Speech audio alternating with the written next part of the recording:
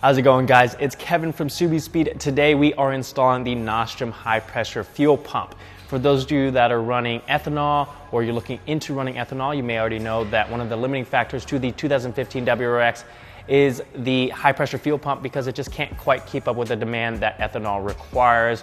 So you either are stuck with pump gas or you run a mixture of pump gas and ethanol, which isn't always the best because those two fuels usually don't mix 100%, which is where this comes into play. This allows you to run up to E100 because it increases your fuel capacity by 40% over the stock pump, and it's rated at over 600 wheel horsepower. So if you're looking to run E85, this is the perfect setup to run to get you there safely. One thing to note is you do want to also upgrade the low pressure fuel pump in your tank as well as this, so this gets the supply it needs as well. But with all that being said, it is a pretty simple install. This is a full replacement part, so let's jump into it and see what you got to do. First thing we're going to need to do is remove the battery, just so you have some more room to work in this area, and because, well, sparks and fuel don't mix.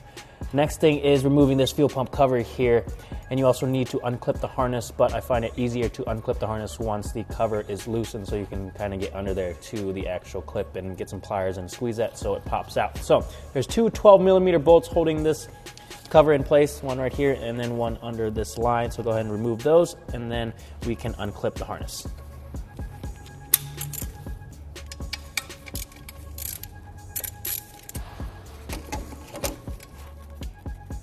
There we go. Now we can just pull the cover out, and then there's also a foam cover we can just pop off of the fuel pump. Now that we have access to the fuel pump, there's three things that we need to disconnect. One is this connector on the right side here, which we can just unclip and pull off. I'll tuck that away.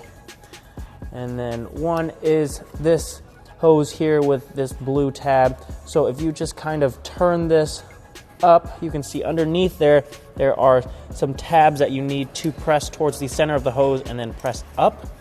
Once I get this off, I'll give you guys a better shot of how I unclip this. There, now you can see this blue part kind of pops up, and I'll wait to pull that off.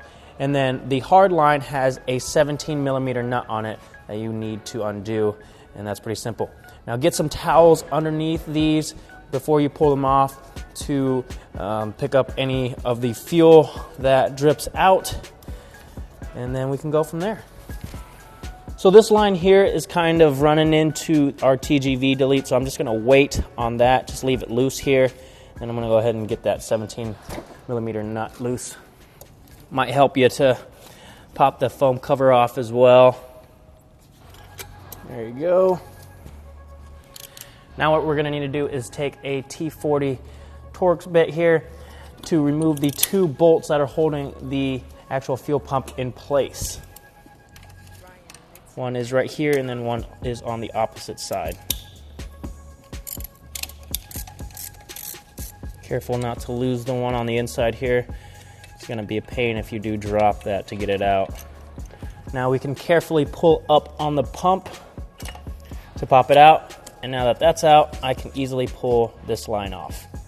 And then we can remove the pump.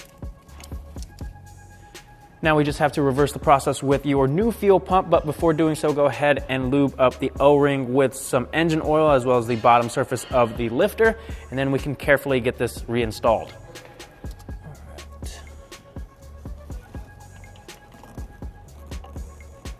Again, you want to make sure you are installing this very carefully so you don't damage that O-ring.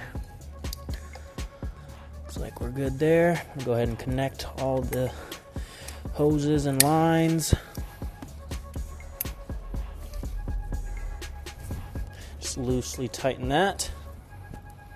Now we're going to reinstall the two T40 bolts. That is the wrong hole.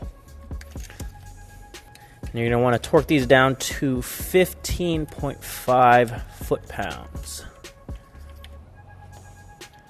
Now before I go ahead and put everything back with the foam and the cover, we're going to get the battery back on, get our intercooler piping back, start the car, see if there are any leaks, and if everything looks good, then we can get everything put back together, and then you're good to go. And that pretty much wraps it up for this video, guys. Like I said, super simple, straightforward install. It is a full replacement direct swap for the OEM high pressure fuel pump that's rated to over 600 real horsepower. So if you're looking to run ethanol, this is the way to go. If you guys are interested, I'll leave a link down in the description. If you guys have any video requests, leave them in the comment section down below, and I will see you guys in the next video.